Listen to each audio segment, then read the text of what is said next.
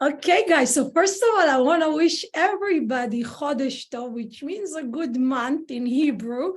We are tonight in my time zone, and by you already are in the beautiful, powerful, miraculous energy of the month of Kislev, the month of Sagittarius.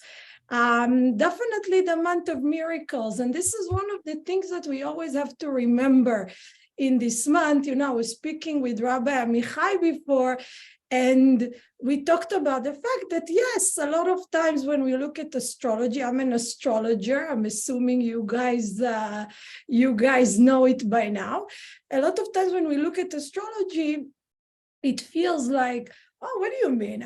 I'm influenced by a planet or by a star that is millions and millions and millions miles away from here. How does it make any sense? And besides the fact, if I am influenced, what can I do about it exactly? And actually, this is a perfect month to go above the teva, the nature of the person. We were discussing it before. I want to mention 3 bullet points for the month, and then I'm going to give you the stage. Rabbi Amichai, 3 things that we want to know about this month. 1, what is mazal? What is the idea of luck that the month of Sagittarius is abundant in? 2, what is the idea behind freedom? The real freedom, what really gives us freedom in this lifetime. And the 3rd thing is truth. Okay, these are the 3 things that we can tap into in this month. So mazal, which is luck or fortune in English, right? But the word mazal in Hebrew comes from the word linzol. When we have something that leaks, it comes from the same word. But what is it really about? That luck is not something that is given only to few. It's not something that only, I'm lucky or I'm unlucky. According to Kabbalah, and when we practice astrology in the spiritual way of it, not as a passive recipient of what the universe gives me, or, if we use it simply, the karma that is on me. Basically, what I do when I connect to the true essence of my purpose in this lifetime and the ability to change, I tap into being connected constantly to the flow of blessings. So being lucky is not something that we are either born, I'm half Persian, and in Farsi, there is a blessing, like the most important thing for you is that you'll be lucky. But I grew up with that kind of a thought, it's nice to feel that you're lucky, but we can make ourselves lucky. How? Goes back to that. We're going above our nature. And when we use astrology, and if we talk about each and every one of our signs, when we use astrology to go above our nature, above the limitations of my physical reality, let's say that somebody is a Taurus, and they love to be in their comfort zone. They just like to do what's familiar and safe. And they go above that and they change that. It doesn't have to be difficult. It just has to be a switch in the mind. Because at the end of the day, when we go above our nature, when we go out of our comfort zone, this is when things are easier, things are lighter, things come in a more flowy way. And this is the first point. In order for us to connect to true luck, we need to learn who we are. We need to, and yes, I use astrology for that, but we need to learn who we are, learn what our limiting thoughts and beliefs might be, and then while we work to go above it, we connect to the ultimate flow of luck and energy. Anything you want to add to that? I just want to say, first of all, welcome everyone. And I'm so excited to be, together on this, on this course, because when we first met, there was this combination of wisdom and this passion that you have that's connected to the authentic sources, which basically, that's your tradition. And so I want to say, I'm so excited about this collaboration because I think it's going to be incredible.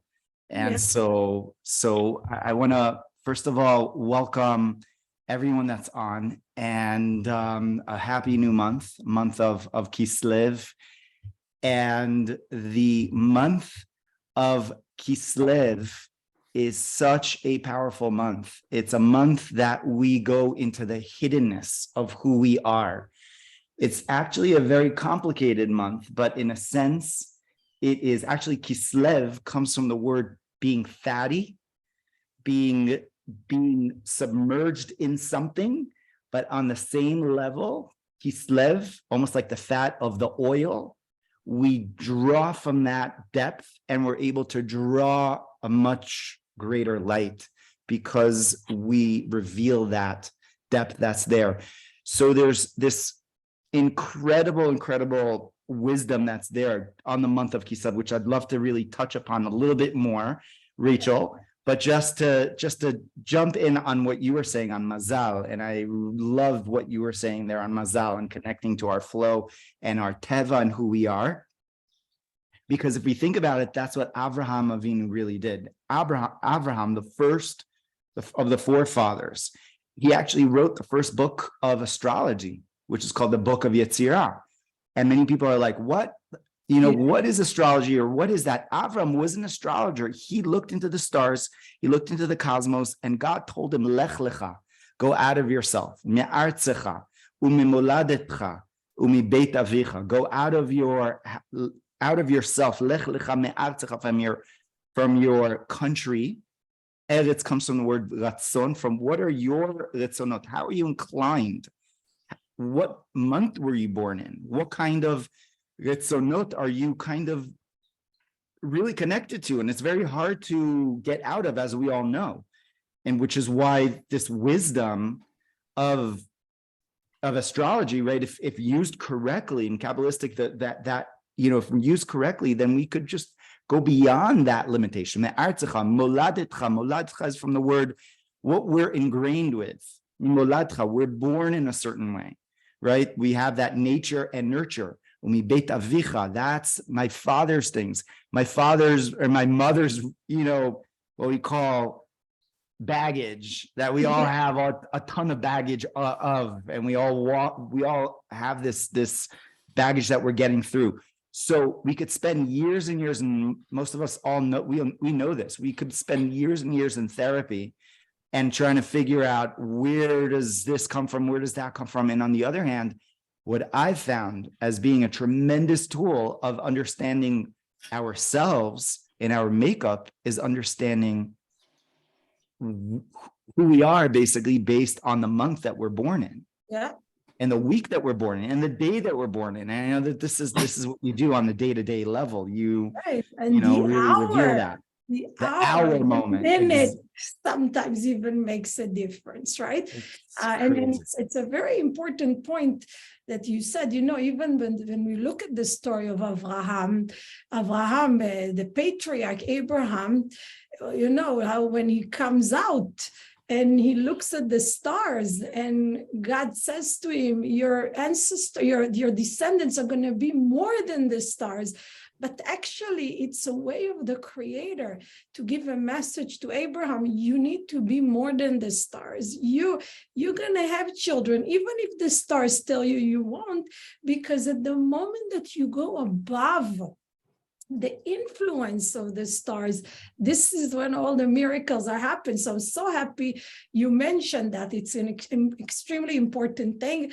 I also want to talk for a second about freedom.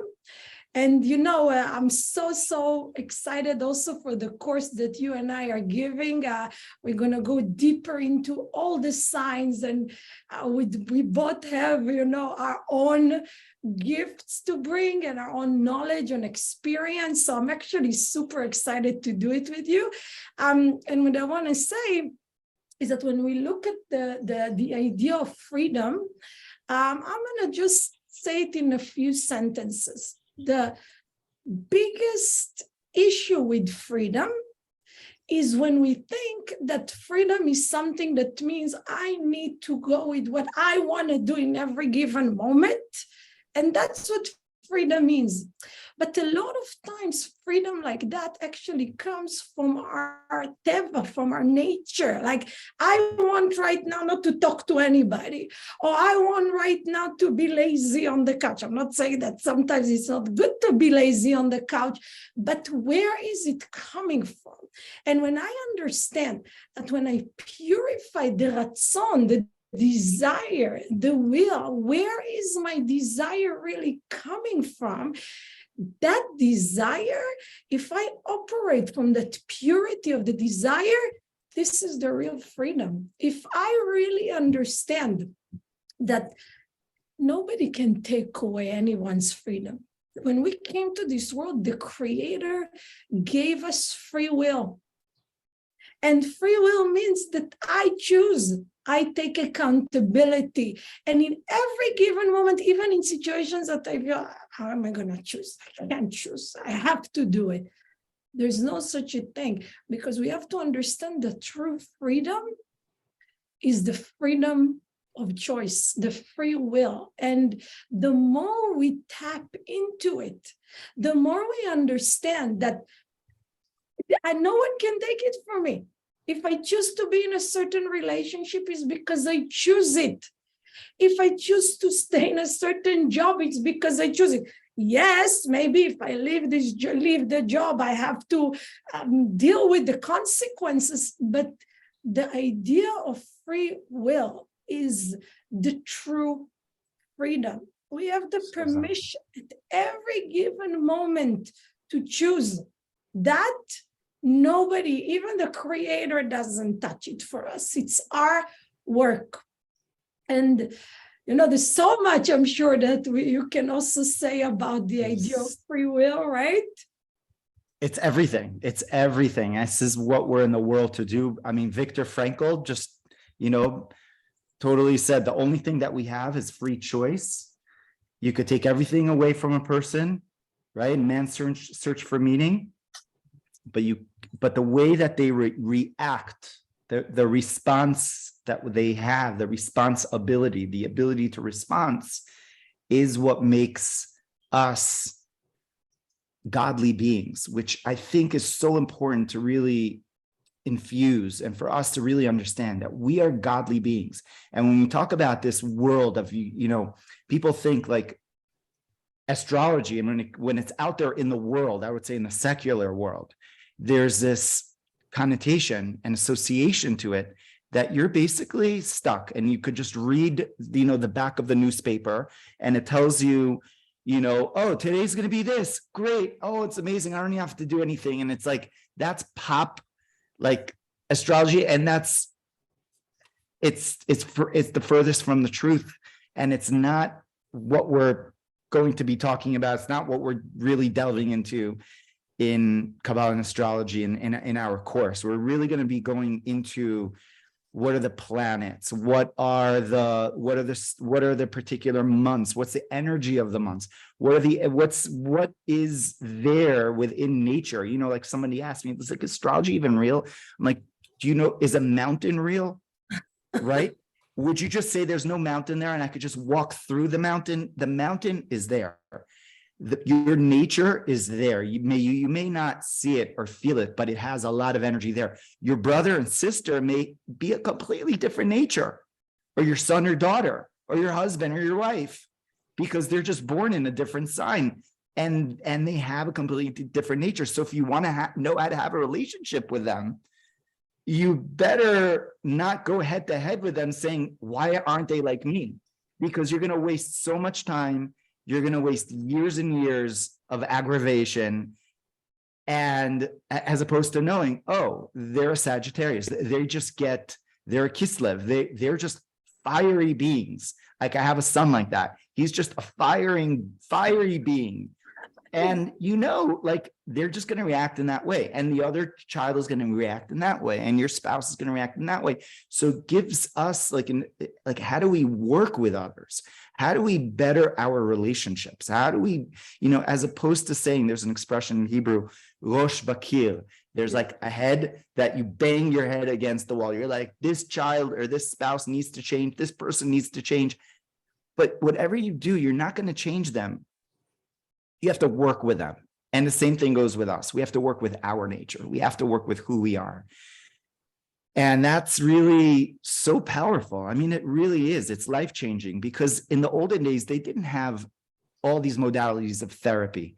They had basically understanding what our mission in the world is and understanding what planets we were born under.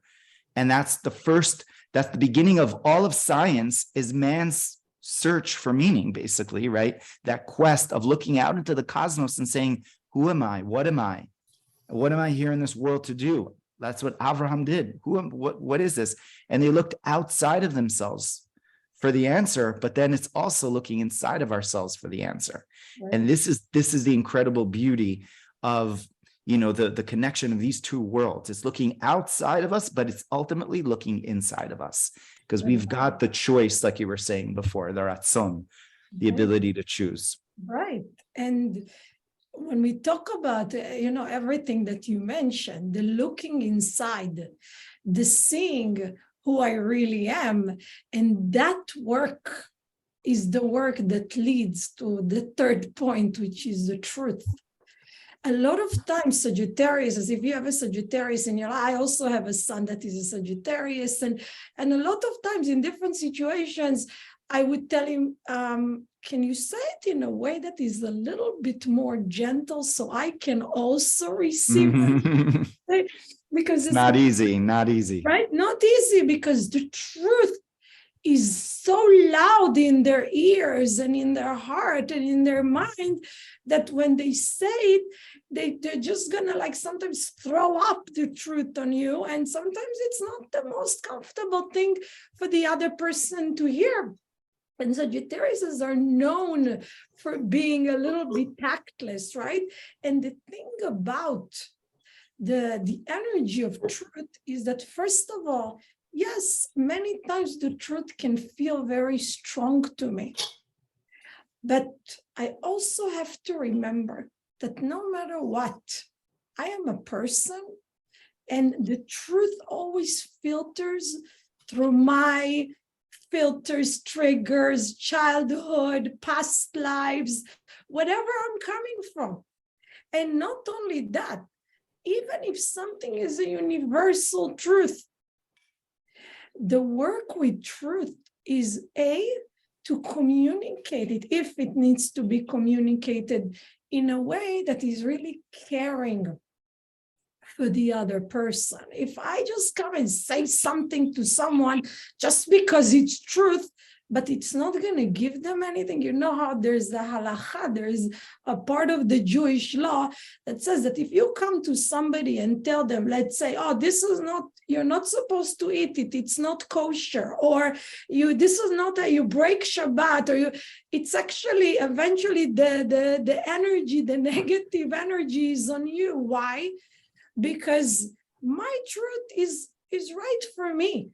And even if something feels like a very high truth, I need to be super careful with, is there care within me when I say to the person, do I really put myself in the other person's shoes and feel if they have a desire, if they have a vessel to receive that truth? And if not, it's really better not to say it. And I want to ask you, how do you feel we can connect to our ultimate truth, or to the ultimate truth? What are your thoughts about it? Well, I find that prayer is the connection that we really go through. The prayer, really everything, prayer is our ability to stand as we are with our attributes, with our positivity, because you're not supposed to look at yourself like, there are times that you pray and you're like, what is going on? Who am I? What am I? Realizing there's a higher source, there's a better source, there's something out there. And then understanding that I have my, what we call in Hebrew, ma'alot, my characteristic traits that are great, but I also have the things that I need to work on, my chesronot. And I'm being realistic, because tefillah comes from the word to connect, actually. Palel, litpalel is to connect. And so it's very interesting, because every single day, I was actually studying this in the Arizal's teachings. He writes that every single day since the creation of the world, every single prayer is a completely different prayer. You may think that I had a similar prayer yesterday or last year, or I felt this way.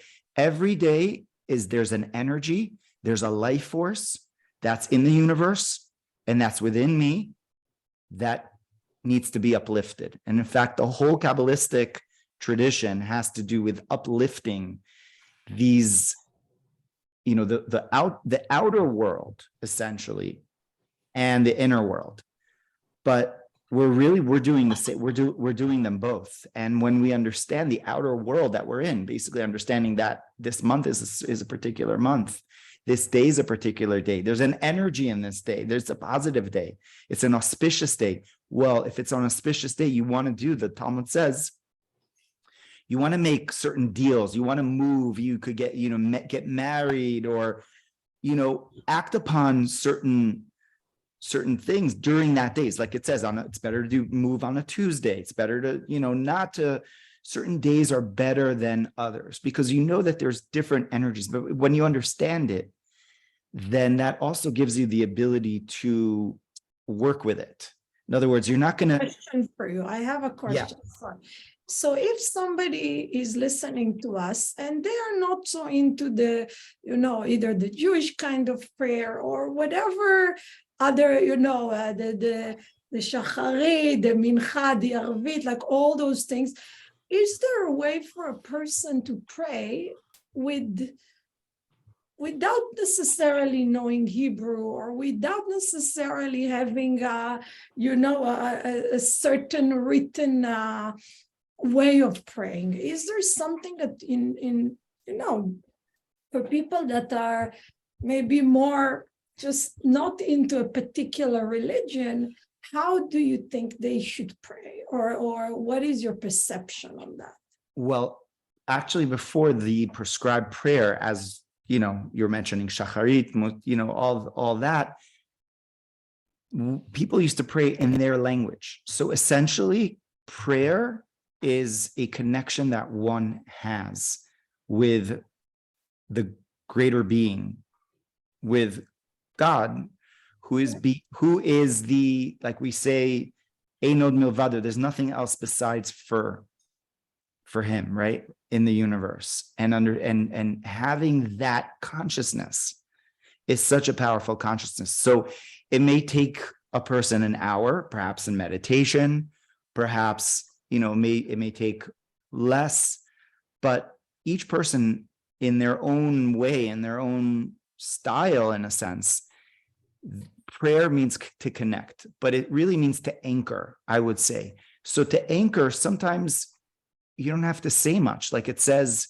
about the Israelites, Vaizaku, they actually cried out from the depths of their heart, and God heard that.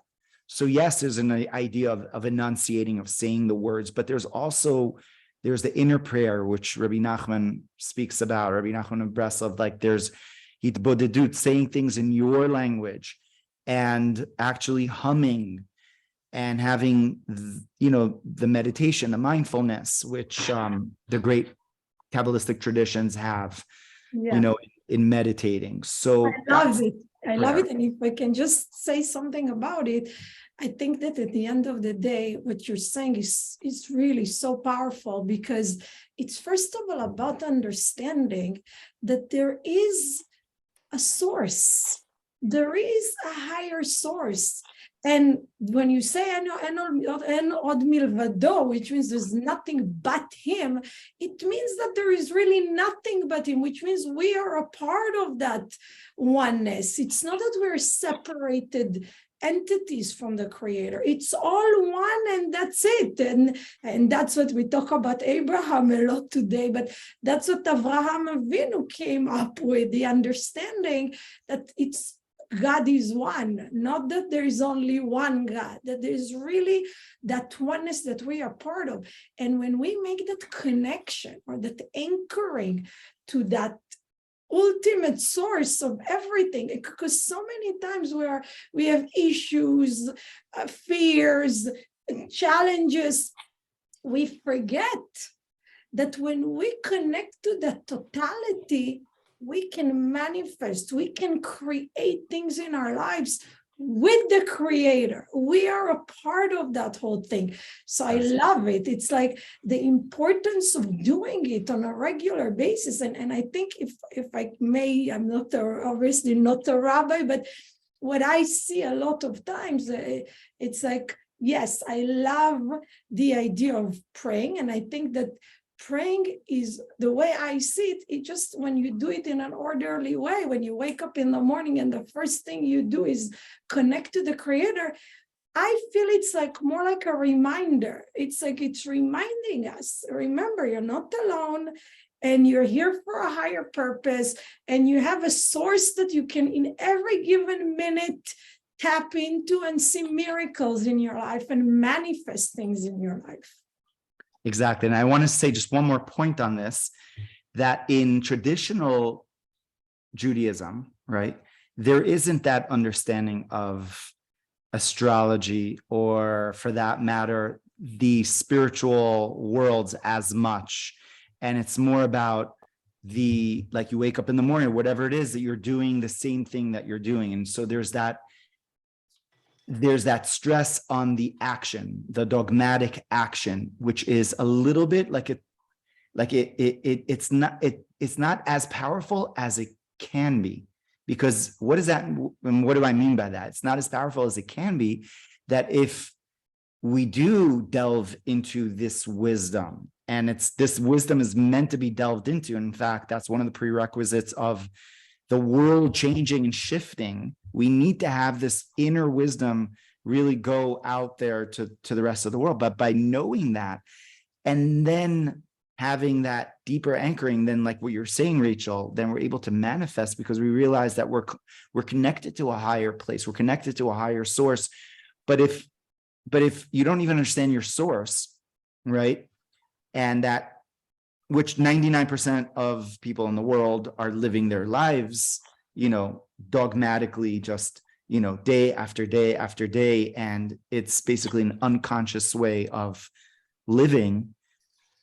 We're not meant to live that way. We're not meant to live that way. We're absolutely not. Like, the purpose of creation, the Arizal says, brought down the reason for creation, is that God wants to give us the ultimate good. He wants to give us the ultimate good. He wants to manifest. He wants us to manifest it. Exactly. But we have to know what we're manifesting through, and our layers, our limitations, because that's all part of the game. That's all part of it. We can't bypass that and say it doesn't exist. I'm a perfect good boy or good girl, and everything's fine. And let me just numb myself, right? Which is what 99% of people in the world, it's numbing that part of ourselves that is just ready to say, I want to be expressed. I want to be known. So it's a beautiful merging of these two worlds. And I'm so excited about this, Rachel. Yeah, me really, too. Really, I mean, this is, I think we're going to probably pause here for now, for today. Okay. And go ahead. You want to share the information about Yes. So I actually need to be made co-host again, please. I'm just gonna share the what's there on the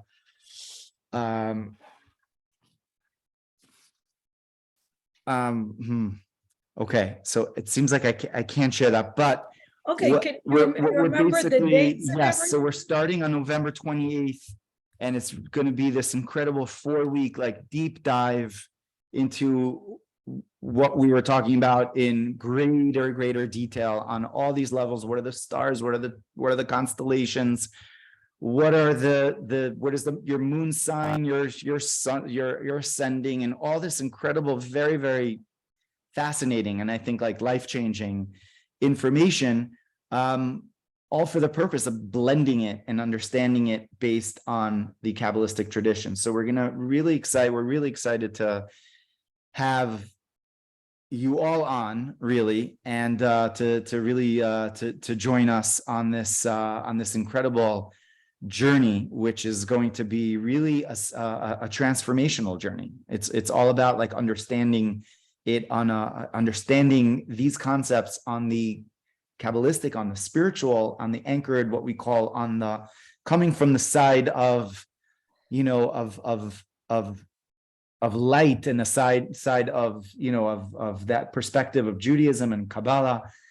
And I'm super excited about it. Me too. And we're going to give also a lot of very practical information about your relationship, about your finance, about different things that are going to be also very practical, as Rabbi Amichai said, even to your relationships. Like, you know, if your kid is a certain sign, you want to know how to talk to them and how, because you know, you can, you know, whoever has more than one kid knows that each one of them is a whole different world. And with the partners, with business relationships, everything, we're going to go deep so you can understand in a deeper way how to go through life with a little bit more truth and clarity. Amazing. And there's going to be amazing questions and answers. And Rachel, you're really just such an asset of bringing down this information in such an amazing way. So, you know, such a light way. So thank you for being a light. All your amazing wisdom and knowledge. It's a pleasure to talk to you and learn from you too. Learning from you, learning from each other. So so learning from all of you guys that are here. I'm really looking forward to welcoming you guys on this journey, on this course. If you have any questions or you need any more information, please feel free to reach out. And I think we'll close it here. Yeah. So, thank you guys. Chodesh Tov, a good miraculous month. Amen. Only miracles. Amen. Chodesh Tov, everyone. Thank you, Rachel. Thank you, everyone. Thank you, Rabbi. Blessing.